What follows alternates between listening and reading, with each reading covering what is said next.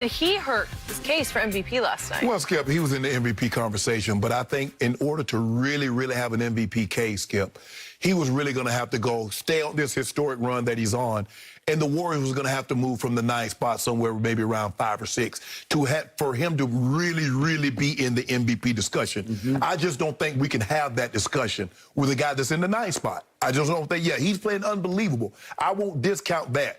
But to have a serious discussion, when Kobe went on that great stretch, when he had the 62 by 3 quarters and 81, Skip, he finished in the 7th spot. He was 4th.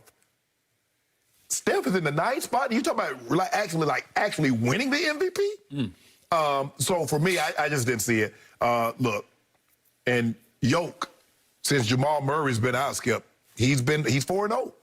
And Joel Embiid has lost some ground because they haven't won since Ben Simmons has been out.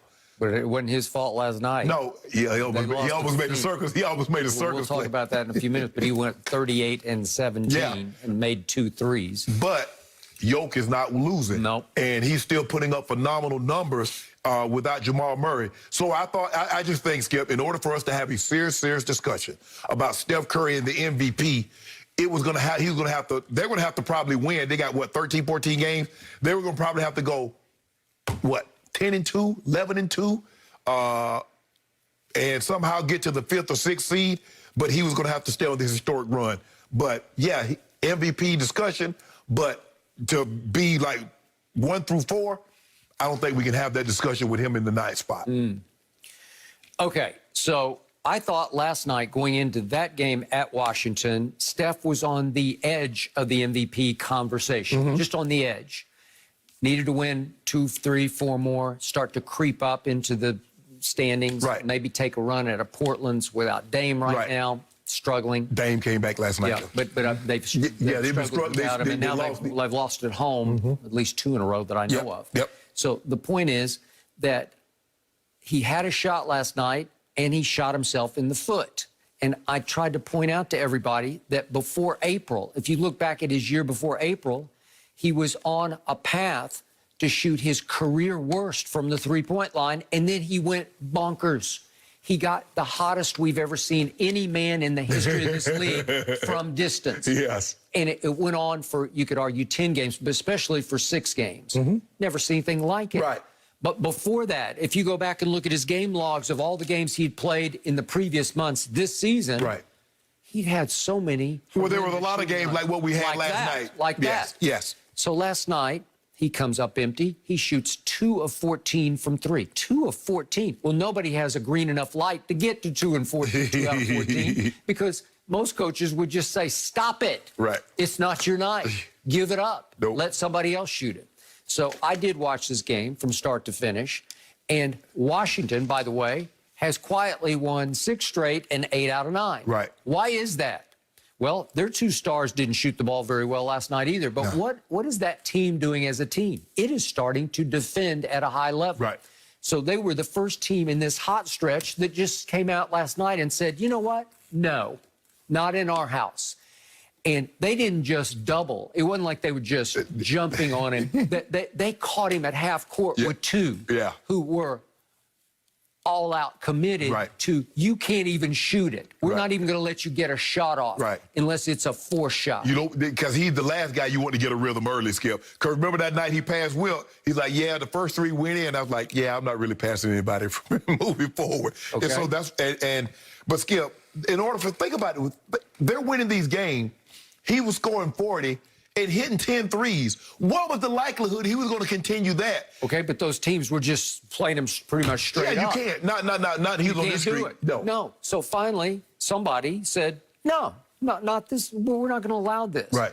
If the others all beat us, let Kelly Oubre come off the bench and score 40. He want to go. He want to score. He could. Okay, and Kelly Oubre had a big game last night. He did. So then what happened down the stretch? You realize Golden State was in complete command of this game. Complete command. Skip, they went up by 11 points. They called, Steph was on the bench. Get this normal rest. He normally take about 6 minutes in this 4th quarter. Yep. They were up 11. Yep. Skip, I turned, and I said, well, they got this one in the bag. Skip, I turned back, and I'm like, hold on. How y'all down? What happened? But, Skip, you going to tell me Russ going to get 14, 20, and 10, and Bradley Beal's going to start to...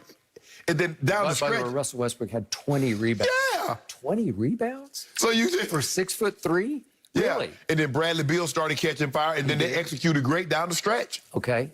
And yet, Steve Kerr said after the game, we ran out of gas. Steph ran out of gas, but our team ran out of gas. They're on an extended road trip. I think that was the end of it. Right. But it was a 5-gamer through the East, and we just hit the wall, said Steve Kerr. But Skip, they missed a shot the other night. Draymond missed a layup that would have tied the game in Boston.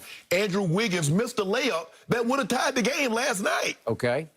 Yet, Steph rested for most of the fourth quarter, for a big part. Yeah, big almost 6 minutes. So he comes in at 6:17. They're up 104-93. Yeah. So he's coming in, a guy who's about to join the MVP race with an 11-point lead. Well, don't you have to close that deal? That's why I turned it. I said it's over. I said if Steph gonna come back in. So from that point to the finish of the game, he took 4 more 3-point shots. If we could see those 3-point shots, he made none of them. There's the first one. Not a bad shot. Didn't make it. Here's the second one.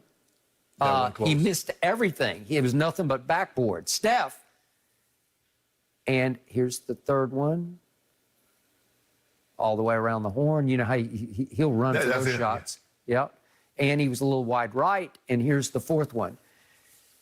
Not a bad look. Not a bad look. And he hit nothing but backboard. So 2 out of the 4 were what I would call air balls. I know they hit something, but they hit no rim, right? That's Steph Curry, the guy who revolutionized the game. And here's what happened in those shots. When he took the first one that we saw, they were up 2, and then they were up 2, and then they were up. I'm sorry, I'm doing the layups. Sorry, I'm gonna start over. They were up 8. They were up 1, they were down 2, and down 2. My point is, all 4 of those shots were significant shots. The first 2 could have just put the game away. That's what he's trying to do, Skip. He's trying to deal him a death blow. He was trying to deal him a death blow. And any one of those threes, you're absolutely right. If any one of those threes go in, I think it takes the life from the Wizards. But because they did, then guess what? He missed. They go down there and get a shot. They go down and got a 3. So at the end of the game, in the last minute of the game, he twice just said, I'm not going to shoot it out here anymore. I'll just drive it. And we know he's got a handle and ability to get to the rim. And he drove it and made 2 nice layups that cut it to 2 and cut it again to 2. But it was too little too late. And Russ and company and Bradley Beal just took over. But Skip, they get a steal from Russ at half court. Andrew Wiggins got a layup to tie the game. Skip, he blows a layup. I got it. Now, we might be having a different discussion to go into overtime because Russ at that point had played 40 minutes. I just like, man, they about to go to overtime. And ball like, round the rim. But you know Yoke about to sew this up, right, Skip? By the way, speaking of Russ, this is not a classic Russ game. He shoots 5 of 17 from the field, 1 of 4 from 3. He scores only 14 points. He gets 20 rebounds and 10 assists and has a triple-double that's sort of an old Jason Kidd-style triple-double, you know, where the points are very low. But 20 rebounds? 20 is impossibly great. Oh, so look, that's 20 rebounds. That's all guts, all effort. Yeah, I mean, look, we see big guys. I mean, Clint Capella seemed like he get a 20-10, and Rudy Gobert get 20 rebounds. But Skip, we hadn't seen a whole lot of 6'3" guys get 20 rebounds in a game, and he's had these on several occasions. Yep. So you still got him in your top 15, or you want to make? No, how about 16? Maybe 16. He dropped to 16 on Shannon Sharp's all-time list. No. Top. I tell you what, he win another title, MVP. He gonna be top 10 for me. Well, I don't care what he's doing during the regular season because I care about the post. Well, then don't you mention Paul George? I need. You better not mention Paul. I better hear you hear Paul George or 13. Whoever put Paul George in Steph Curry's same sentence.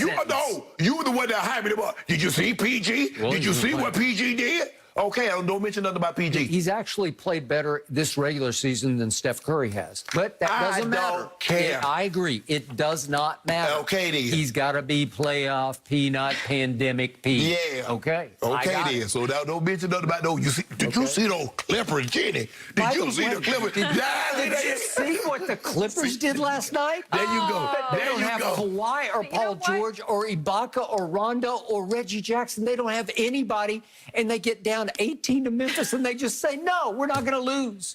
They're incredibly deep. We haven't Nobody talked cares. about them yet, so I think that's saying something. That is saying something. We're moving on. Are the Jets? We got to talk about them. About to draft their own Patrick Mahomes. We'll get into the